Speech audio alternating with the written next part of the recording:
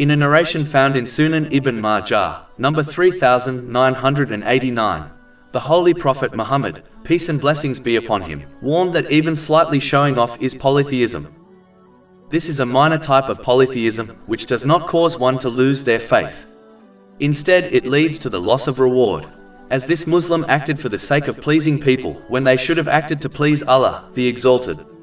In fact, these people will be told on Judgment Day to seek their reward from those they acted for, which will not be possible. This has been warned in a narration found in Jami' at-Tirmidhi, number 3154.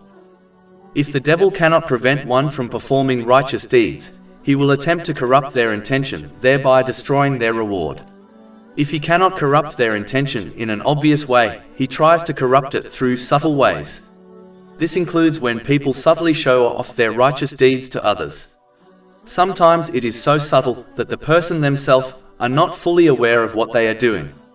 As gaining and acting on knowledge is a duty on all, according to a narration found in Sunan ibn Majah, number 224, claiming ignorance will not be accepted by Allah, the Exalted, on Judgment Day.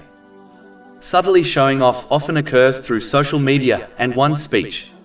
For example, a Muslim might inform others they are fasting, even though no one directly asked them if they were fasting.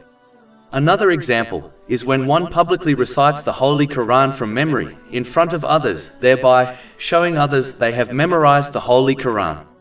Even criticizing oneself publicly can be considered showing off one's humility to others.